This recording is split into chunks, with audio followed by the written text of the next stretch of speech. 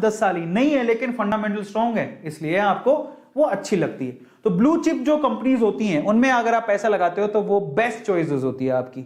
हालांकि रिटर्न इतने ज्यादा नहीं मिलेंगे, लेकिन आपका पैसा सेव रहेगा और रिटर्न जरूर मिलेंगे, घाटे में नहीं जाएगा।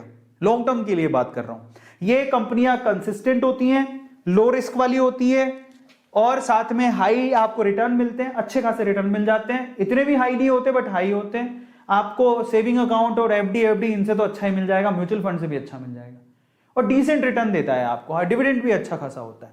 ठीक है, तो अगर हम लोग देखें, अब हम चलते हैं। तो ये ब्लू चिप मैंने आपको बताया, ब्लू चिप के कौन कौन से शेयर्स हैं आपको थोड़ी देर में बताता हूं, लेकिन उससे पहले जो अब शुरू करने वाले हैं उन बिगिनर्स के लिए मैं आपको स्टॉक मार्केट के क्या बताने वाला हूं, कुछ नियम कहां से लाएं पैसा, तो जरा समझो।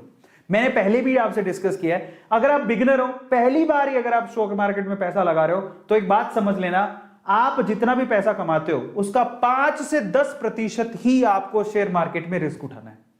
तो मैं आपको ये नहीं कह रहा हूं कि आपके पास बहुत सारा पैसा है तो आप सारा का सारा लगा दो, नहीं। आपके पास बहुत सारा पैसा है, सारा का सारा नहीं लगाने की जरूरत है।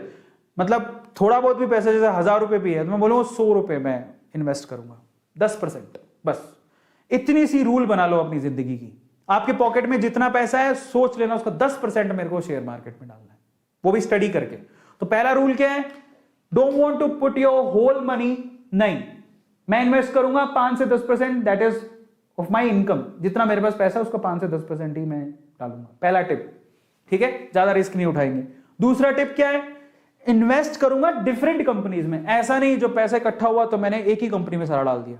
कल को मान लो आपने पैसा इकट्ठा किया, 10,000 रुपए टोटल हो गए, तो 10,000 रुपए टोटल, अच्छा अरविंद सर ने बताया था हाँ हीरो मोटोकॉर्प बहुत अच्छी है, अरे हीरो मोटोकॉर्प के 2 शेयर भी नहीं आएंगे।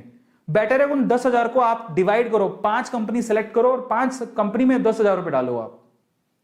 तो अगर कोई मुझसे पूछे कि मैं, अगर मेरे पास मान लो कि मैंने इकट्ठे किए 6 महीने में 10,000 रुपए, तो मैं ये 6 महीने में 10,000 रुपए, ऐसा नहीं कि मैं 10 के 10,000 रुपए एक ही कंपनी में डाल दूंगा, कभी नहीं करूंगा मैं ऐसा। अगर आपके पास 10,000 रुपए है तो आप उसको इन्वेस्ट करने के, आप क्या करना है, एटलीस्ट 4 या 5 कंपनी में अपने 10,000 रुपए डालो। उसमें से भी मैं क्या करता, सबसे पहले कोई ब्लू चिप वाला देखता कि जो मोस्ट एस्टेब्लिश कंपनी है उसमें डालूं, जो काफी समय से है, समझ रहे हो। तो मैं कोशिश करता कि मैं एक शेयर जो है किसका खरीदता, मैं एक शेयर इसका खरीदता, हिंदुस्तान यूनिलीवर का, HU का।